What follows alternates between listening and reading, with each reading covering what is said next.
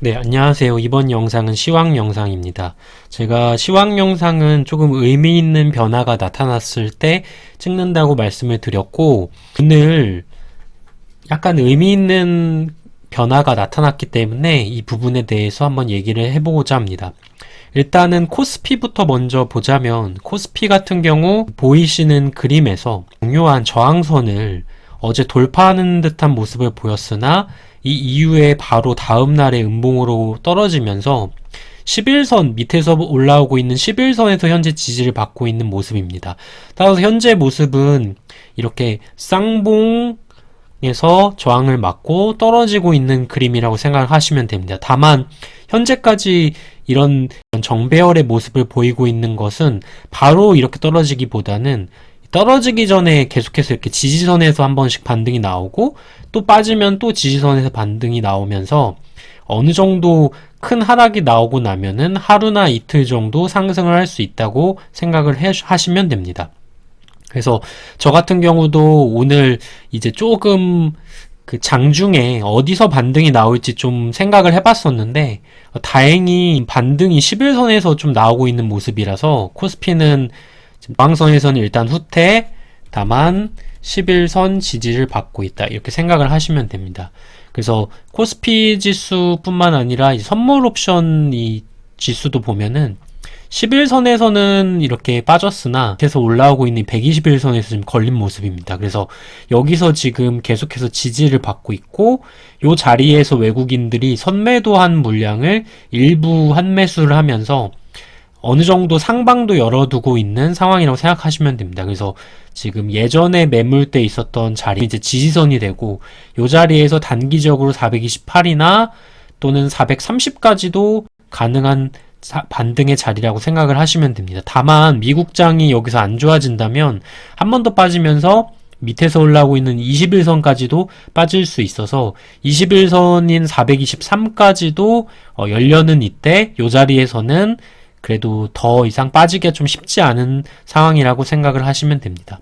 그리고 수급을 보자면 수급 같은 경우가 최근에 외국인들이 계속해서 코스피나 이런 데서 사왔던 이 물량을 오늘 한 번에 이렇게 매도를 한 모습을 볼 수가 있습니다. 그래서 지금 4천억, 5천억, 2천억부터 해서 요 금액이 대략 1조 정도 될 수가 있는데 그걸 한 번에 털어냈기 때문에 이렇게 큰 하락이 나올 수가 있었고 이제 앞으로도 밑에서 산 물량을 조금씩 팔아야 되기 때문에 반등이 조금씩 나오고 그리고 다시 또 이렇게 음봉이 한 번씩 나오는 이런 현상이 나타날 수 있습니다. 그리고 선물 같은 경우는 지금 보시면은 장중에는 1조 5천억까지 매도를 했다가 막판에 5천억을 매수를 했는데 단기적인 방향성은 이제 어느 정도 하락을 마무리하고 반등의 모습을 띌 수 있는 형태를 띠고 있습니다.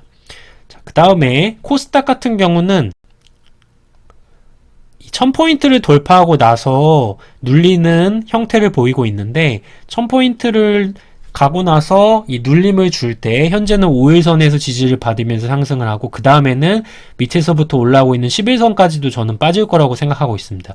그 이후에 코스피가 이렇게 하락을 하냐 또는 코스피가 이런 식으로 박스를 그리냐에 따라서 코스닥은 눌림을 주고 다시 또 상승을 할 수 있는 모습이기 때문에 이제 몇 일 정도 뒤에 다시 한번 시황 영상을 찍을 때 한 번 더 말씀을 드리도록 하겠습니다. 그리고 현재로서 저희가 이제 시가총액 상위 대형주들을 쭉 볼 수가 있는데 이 부분들을 살펴보면서 지수가 흘러갈지를 한번 예상을 해보겠습니다. 지금 시가총액이 조금 많은 종목으로 몇 가지를 제가 살펴보자면 삼성전자 같은 경우는 지금 이렇게 어느 정도 이평선이 수렴한 자리에서 밑으로 지금 방향을 틀은 모습이고 하루나 이틀 안에 이제 반등을 못 한다면 추세적으로 밑에 하락으로 할 수가 있습니다. 그래서 예전에 있었던 요 8만원 자리를 빠져도 지지를 해야 되는데 요 자리를 만약에 이탈을 해버린다면 지금 월봉에서 보이시는 요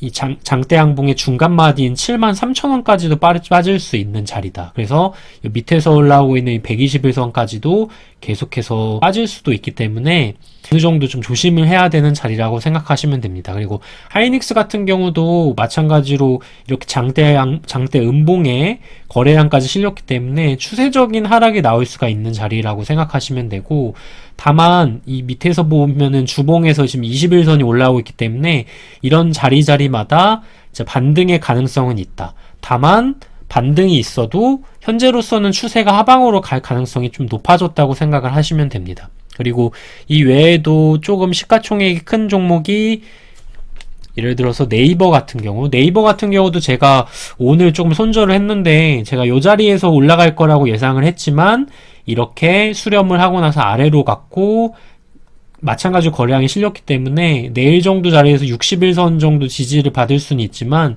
현재 모습은 예전에 말씀드렸던 것처럼 헤드앤숄더 패턴이 현재 완성이 되고 있습니다. 그래서 이런 식의 헤드앤숄더 패턴이 완성되면은, 옛날에 사케다라고 해서 그 일본 차트 연구한 사람인데 그 사람이 말한 이제 삼산이라고 합니다. 이런 경우는 주가가 하락으로 갈 가능성이 높은 모습이 지금 현재 형성이 되고 있다고 생각하시면 됩니다. 그리고 마찬가지로 카카오 같은 경우도 이렇게 상승을 한 이후에 이렇게 봉이 긴 윗꼬리에 피레침 같은 모양의 봉이 나왔는데, 이런 봉이 나오고 거래량이 터졌을 때는 좀 조심을 해야 됩니다. 그래서 지금 최근에 발생한 이 갭을 메꾸러도 갈 수 있는 모습이라고 생각을 하시면 됩니다. 그 다음에 요 외에도 현대차, 기아차 같은 경우를 한번 살펴보자면, 현대차는 아직까지는 차트가 좀 살아있는 모습인데, 현대차가 요 자리에서 버티면은 좀 다행이라고 생각하시면 되고, 이 자리를 이탈을 해버려서 오늘 같은 봉에서 요거를 다다음날 회복을 못한다면 이 매물대가 이런 식으로 쏟아질 수가 있습니다. 그래서 여기서도 매물대가 쏟아지면서 121선까지도 어느 정도 닿을 수 있다. 그리고 기아 같은 경우는 제가 요때까지 계속 가지고 있다가 요날 이제 느낌 이상해서 손절을 했는데, 지금 보시면은 요때 이평선을 모은 자리에서 지금 오늘 장대음봉이 나왔고, 지금 수렴을 하고 나서 빠질 수가 있기 때문에 추세적으로 밑으로 갈 수가 있습니다. 다만 이런 종목들은 지금 밑에서도 이렇게 지지선이 있기 때문에 당장 급하게 빠진다기보다는 어떤 계단식의 하락의 가능성이 있다. 그래서 크게 단기간에 빠진 이후 단기적인 반등 나오면서 계단식 하락 가능성이 보인다고 생각하시면 됩니다.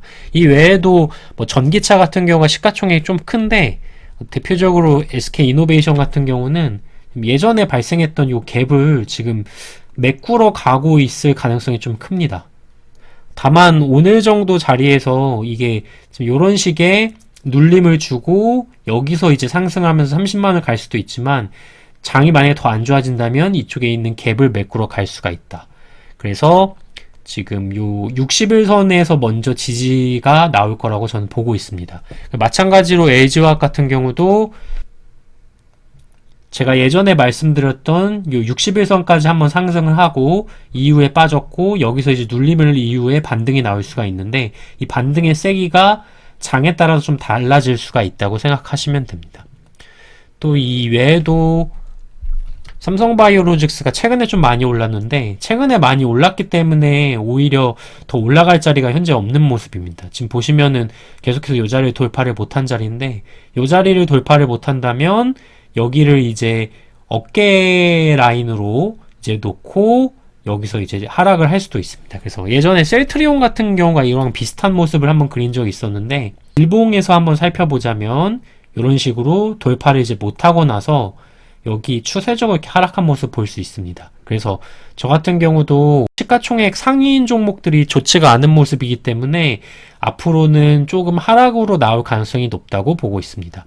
다만 경기민감주는 눌림목 형성한 이후에 추가적으로 상승을 할 가능성이 되게 높은데, 제가 요즘에 계속해서 말씀드리고 있는 건설주 같은 경우는 그렇게 나쁘지 않은 흐름이고 있습니다.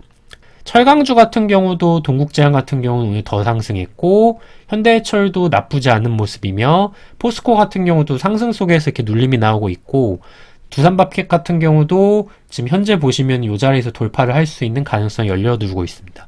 현대건설도 오늘 양봉이 나왔고 이 외에도 GS건설도 양봉. 이런 식으로 이제 경기 민감주 같은 경우는 그렇게 나쁘지는 않은 흐름이다. 이런 식으로 현재로서는 그 경기 민감주는 눌림목 형성 추가 상승 가능성이 있기 때문에 지수가 당장 크게 빠지지는 않는다. 지수 반등 시 경기 민감주를 노려야 된다고 생각하시면 됩니다. 그래서 이렇게 제가 오늘은 시황에 대해서 분석을 마치도록 하겠습니다.